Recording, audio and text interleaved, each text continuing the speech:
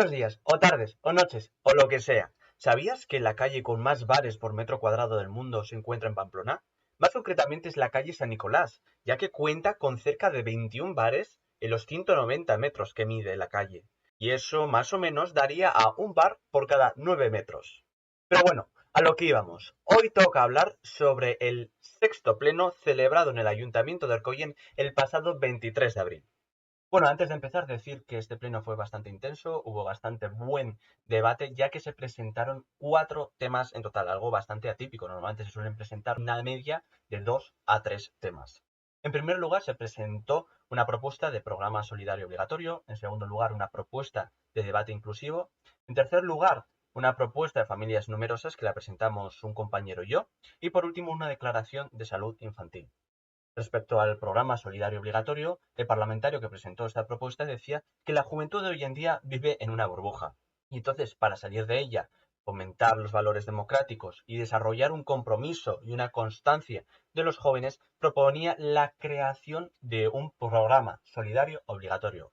En este programa, los alumnos de la ESO tendrían que realizar una media de 40 horas mínimas de voluntariado obligatorio y los alumnos de bachiller tendrían que realizar unas 20 horas mínimas también de voluntariado. La realización de este voluntariado se establecería como conditio sine qua non para poder obtener ya sea el título de la ESO o el título de bachiller. Luego también justificaba esta condición de obligatoriedad para así poder fomentar en la etapa formativa de los jóvenes el hecho de que pueden experimentar más allá de su burbuja que decíamos antes. Estos voluntariados se llevarían a cabo en instituciones previamente acreditadas y evaluadas por el propio Gobierno Foral de Navarra. Luego, ¿qué actividades podríamos encontrar? Bueno, pues acompañamiento a mayores, protección de animales, acompañamiento a personas con algún tipo de discapacidad. Es decir, habría muchos voluntariados donde poder escoger. Eso sí, el alumno o estudiante no podría cambiar de voluntariado, a no ser que fuera por una causa de fuerza mayor, pero el estudiante no podría cambiar de voluntariado para así incentivar y desarrollar aún más ese sentimiento de responsabilidad. Pero claro, estos programas se enfocarían siempre a los alumnos de acuerdo a la disponibilidad y las necesidades existentes que tuviera cada uno. El joven podría elegir si continuar o no de forma voluntaria con el programa, y es que precisamente este es el fin último de este programa solidario obligatorio, el de incentivar que los jóvenes participen en voluntariados. Y así es como llegamos a la votación. Esto fue un hecho bastante atípico, ya que normalmente en una propuesta lo que se hace es votar enmiendas, posibles enmiendas, y luego al final el texto. El problema es que aquí hubo bastantes parlamentarios que no estaban de acuerdo con algunas cosas y propusieron crear un grupo de trabajo. Y bueno, pues el grupo de trabajo salió a favor con un 37% de votos frente al 25% en contra. Es por ello por lo que quedó aprobado un grupo de trabajo para presentar en el siguiente pleno una modificación del texto final del programa solidario obligatorio. En segundo lugar, la propuesta sobre deporte inclusivo.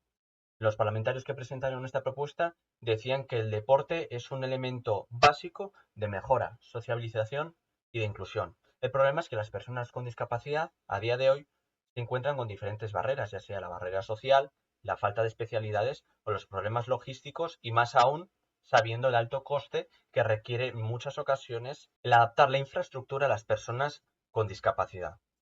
Es por ello por lo que proponían una tasa muy reducida o incluso nula de ficha para los clubes, para personas con discapacidad. Luego también destinar recursos para la creación de nuevas infraestructuras y también para la mejora, porque en muchas ocasiones los clubes tienen infraestructura, pero no está actualizada. También invertir e incentivar en la formación de nuevos monitores, de nuevos especialistas. Y luego también, por último, destinar un porcentaje concreto de las partidas presupuestarias de deporte, ellos proponían un 10% al deporte inclusivo. Luego también un esfuerzo de transparencia. En 2021 a 2022 se invirtieron cerca de 2.800.000 euros en deporte en Navarra. El problema es que en las partidas presupuestarias no aparece cuánto de ese dinero se va a destinar al deporte inclusivo. Entonces ellos decían que se tiene que poder saber cuánto de ese dinero se ha destinado ahí. También decían que el 4 de mayo de 2022 se había publicado en el BOE que iba a financiar a las federaciones con un máximo de 10.000 euros para que lo pudieran destinar en deporte inclusivo. Aquí está el problema. ¿Son estos 10.000 euros insuficientes? Todos estos parlamentarios decían que estos 10.000 euros de máximo no tienen que ir destinados a las federaciones, sino a las instituciones regionales, quienes tienen que ser las encargadas de diversificar esta partida presupuestaria. Se hizo una enmienda, en concreto esta la presenté yo, bueno, la presentamos varios, en el que se decía fomentar la formación específica de monitor o entrenador especializado en distintas discapacidades, ya que discapacidades hay muchas y no puede haber un monitor especializado en todas a la vez, tiene que ser específico. Esta salió con un 75% a favor y las dos siguientes enmiendas, con un 50 y un 100% a favor, salieron adelante. En conclusión, el texto final, con las tres enmiendas previas ya aprobadas, salió con un 87% a favor frente a un 12% de abstenciones, por lo que podemos decir que la propuesta de deporte inclusivo quedó aprobada. En tercer lugar, la propuesta de familias numerosas. Como he dicho antes, esta propuesta la presentamos un compañero parlamentario y yo. En el Real Decreto que veis en pantalla se cambia el concepto de complemento a las pensiones de la mujer por su aportación demográfica por el de complemento de pensiones para la reducción de la brecha de género. Y os estaréis preguntando, vamos a ver, Iván, ¿habéis presentado una propuesta para cambiar simplemente un término? Sí y no. El problema es que con este cambio de término hay un cambio también en los beneficios y las cuantías que recibe una persona. Por ejemplo, una mujer sola a partir del segundo hijo recibía 1.050 euros al año. A partir del tercero había un incremento del 10% y recibía 2.100 euros al año. Y a partir del cuarto, 3.150 euros al año. ¿Cuál es el problema? Pues que ahora con la entrada del nuevo Real Decreto, con el segundo hijo 700 euros, con el tercer hijo 1.100 y con el cuarto hijo 1.500, lo que supone una reducción de más del 50%. Se ha cambiado el nombre de familia numerosa por el de familia con mayores necesidades de apoyo a la crianza. Claro, aquí está el verdadero problema, y es que se ha desvirtuado por completo el concepto de familia numerosa. Familia numerosa es siempre una familia numerosa, es decir, numerosa con varios integrantes. Luego, con las nuevas leyes que están saliendo últimamente, se ha ampliado el concepto de familia numerosa. Por ejemplo, la categoría especial ya no solo pertenece a las familias con 5 más hijos, sino también a las familias con 4 más hijos. Eso es un problema, porque una familia con 4 hijos pasaría a tener los mismos beneficios que una familia con 5 hijos. Y es que realmente una familia con 5 hijos no va a gastar lo mismo que una familia con 4. Luego también se amplía a partos dobles o de acogimiento. Luego 3 hijos de ingresos anuales por miembro, según aparece en pantalla, con esos requisitos. Luego también se especula el hecho de vincular los beneficios según los ingresos. Que esto más adelante os voy a decir por qué no se puede hacer. Este debate fue bastante intenso y ya vais a poder ver más adelante cómo quedó la votación. Y es que había gente que decía, vamos a ver, una familia numerosa es familia numerosa porque quiere. ¿Tú tienes hijos? Pues porque quieres. Entonces no es competencia del Estado el hecho de dar unos beneficios o unas ayudas a las familias numerosas. Yo decía, vamos a ver, una familia que solamente tiene un hijo, cuando sea mayor, cuando cumpla 67, 68, cuando sea, se jubile, va a esperar tener una pensión. El problema es que su hijo no va a poder pagarle la pensión. ¿Por qué? Porque no da. No da. Precisamente el Estado necesita a las familias numerosas, necesita a gente que tenga hijos para poder suplir la pirámide poblacional invertida que tenemos y así pagar la pensión de los mayores. Ya que si se incentiva la creación de familias numerosas, en el futuro podrá tener no la pensión mínima, sino una pensión digna. Es por ello por lo que proponíamos mantener el concepto de familia numerosa y luego ligar las ayudas económicas a la renta per cápita en vez de a la renta general. Porque una familia que cobra 40.000 euros anuales, dice, madre mía, 40.000 euros anuales, no está nada mal. Pero ¿y si te digo que tiene 6 hijos? Ahí no es lo mismo.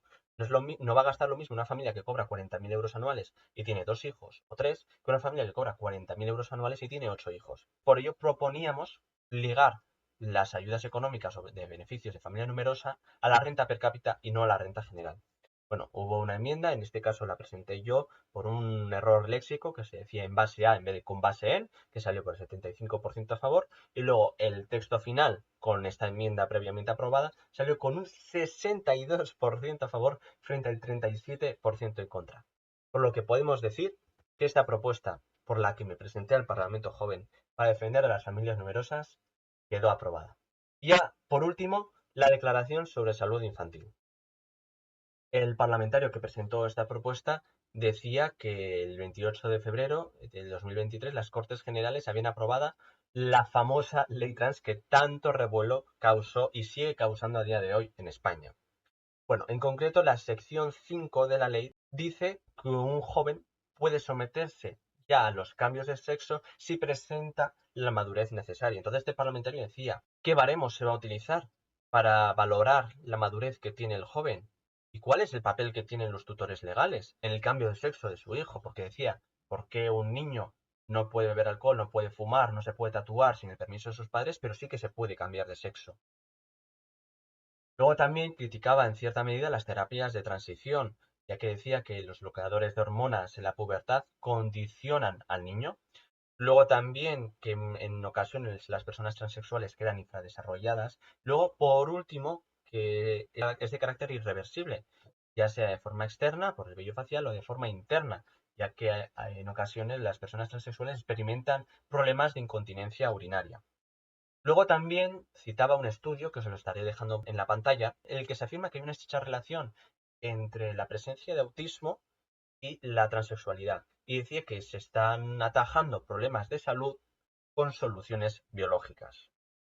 Entonces el parlamentario proponía que el Parlamento Joven de Navarra se posicionara en contra de la nueva legislación y así impedir posibles mutilaciones genitales. La palabra mutilación, de hecho, trajo bastante controversia porque había parlamentarios que consideran que era una palabra demasiado fuerte y querían cambiarla. Bueno, hubo una enmienda que la propuso el propio parlamentario que había presentado esta declaración, que era cambiar andrógenos por estrógenos. Había tenido un fallo léxico a la hora de elaborar la declaración. Y ya por último, la votación final, en la que por un 62% a favor salió adelante frente al 37% en contra. Por lo que esta declaración que propuso ese parlamentario queda aprobada. Dicho esto, para recapitular un poco, en primer lugar, se aprobó la creación de un grupo de trabajo de programa solidario obligatorio. En segundo lugar, se aprobó la propuesta de deporte inclusivo. En tercer lugar, se aprobó la propuesta de familias numerosas que presentamos un compañero parlamentario y yo. Y por último, se aprobó la declaración de salud infantil. Bueno, antes de terminar, me gustaría decir que estoy muy contento de que se haya aprobado esta propuesta de familias numerosas. Y decir que hace 2 años, cuando en el primer año en el que me presenté al Parlamento Joven, se aprobó esta misma propuesta con la peculiaridad de que el texto final se perdió. No sabemos dónde está, intentamos buscarlo, pero no se conserva el texto final con las enmiendas que se propusieron. Entonces, por eso decidimos volver a presentar esta propuesta mucho más afianzada, mucho más correcta, considero yo, y también más actualizada. Entonces, dicho esto, me gustaría saber qué es lo que opináis, sobre todo porque tocamos temas bastante caldentes, ya sea el tema de transexualidad o el tema de las familias numerosas, y que compartáis el vídeo con vuestros amigos y familiares si os ha gustado, que le deis like, que os suscribáis, y dicho esto, me despido. Hasta la próxima.